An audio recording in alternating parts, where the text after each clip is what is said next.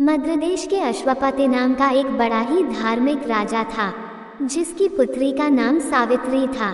सावित्री जब विवाह योग्य हो गई, तब महाराज उसके विवाह के लिए बहुत चिंतित थे। उन्होंने सावित्री से कहा, बेटी अब तू विवाह के योग्य हो गई है, इसलिए स्वयं ही अपने योग्य वर चुनकर उससे विवाह कर ले। धर्मशास्त्र में ऐसी आज्ञा है कि विवाह योग्य हो जाने पर जो पिता कन्यादान नहीं करता, वह पिता निंदनीय है। ऋतुकाल में जो स्त्री से समागम नहीं करता, वह पति निंदा का पात्र है। पति के मर जाने पर उस विधवा माता का जो पालन नहीं करता, वह पुत्र निंदनीय है। तब सावित्री शीघ्र ही वर की खोज करने के लिए चल दी। वह राजर्षियों के रमणीय तपोवन में गई। कुछ दिन तक वह वर की तलाश में घूमती रही। एक दिन मद्रराज अश्वपति अपनी सभा में बैठे हुए देवर्षि बातें कर रहे थे। उसी समय मंत्रियों के सहित सावित्री समस्त वापस लौटी। तब राजा की सभा में नारद जी भी उपस्थित थे। नारद जी ने जब राजकुमारी के बारे में राजा से पूछा तो राजा ने कहा कि वे अपने वर की तलाश में गई हैं। जब राजकुमारी दरबार पहुंची तो और राजा ने उनसे वर के चुनाव के बारे में पूछा तो उन्होंने बताया कि उन्होंने शाल्व देश के राजा के पुत्र जो जंगल में पले बड़े हैं, उन्हें पति रूप में स्वीकार किया है। उनका नाम सत्यवान है।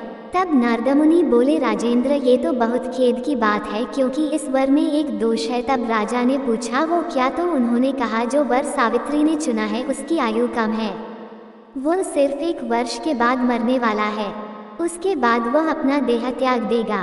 तब सावित्री ने कहा, पिताजी, कन्यादान एक बार ही किया जाता है, जिसे मैंने एक बार वरण कर लिया है, मैं उसी से विवाह करूंगी, आप उसे कन्यादान कर दें। उसके बाद सावित्री के द्वारा चुने हुए वर सत्यवान से धूमधाम और पूरे विधि विधान से विवाह करवा दिया गया। सत्यवान व सावित्री के विवाह को बहुत समय बीत गया। जिस दिन सत्यवान मरने वाला था वह करीब था। सावित्री एक एक दिन गिनती रहती थी। उसके दिल में नारद जी का वचन सदा ही बना रहता था। जब उसने देखा कि अब इन्हें चौथे दिन मरना है, उसने 3 दिन व्रत धारण किया। जब सत्यवान जंगल में लकड़ी काटने गया तो सावित्री ने उससे कहा कि मैं भी साथ चलूंगी।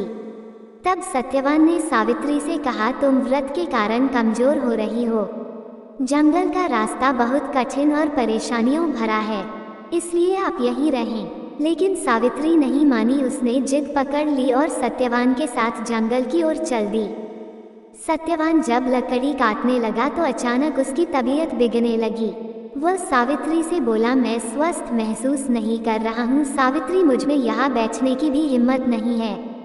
तब सावित्री ने सत्यवान का सिर अपनी गोद में रख लिया।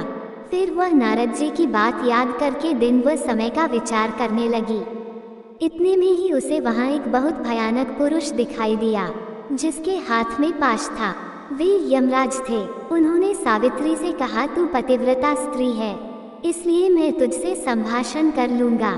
सावित्री ने कहा, आप कौन है? तब यमराज ने कहा, मैं यमराज हूँ। इसके बाद यमराज सत्यवान के शरीर में से प्राण निकालकर उसे पाश में बांधकर दक्षिण दिशा की ओर चल दिए।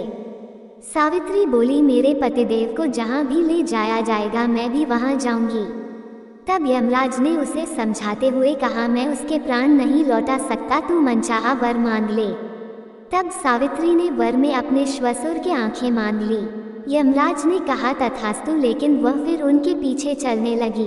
तब यमराज ने उसे फिर समझाया और वर मांगने को कहा। उसने दूसरा वर मांगा कि मेरे श्वसुर को उनका राज्य वापस मिल जाए।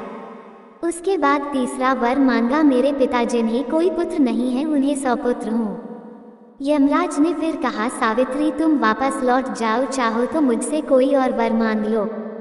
तब सावित्री ने कहा, मुझे सत्यवान से 100 यशस्वी पुत्र हूँ। यमराज ने कहा, तथास्तु। यमराज फिर सत्यवान के प्राणों को अपने पाश में जकड़े आगे बने लगे।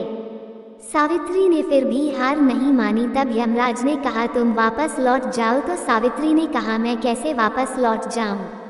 आपने ही मुझे सत्यवान से 100 यशस्वी पुत्र उत्पन्न करने का आशीर्वाद दिया है। तब यमराज ने सत्यवान को पुनः जीवित कर दिया। उसके बाद सावित्री सत्यवान के शव के पास पहुंची और थोड़ी ही देर में सत्यवान के शव में चेतना आ गई। राधे राधे दोस्तों, यह कथा यही समाप्त होती है। धन्यवाद।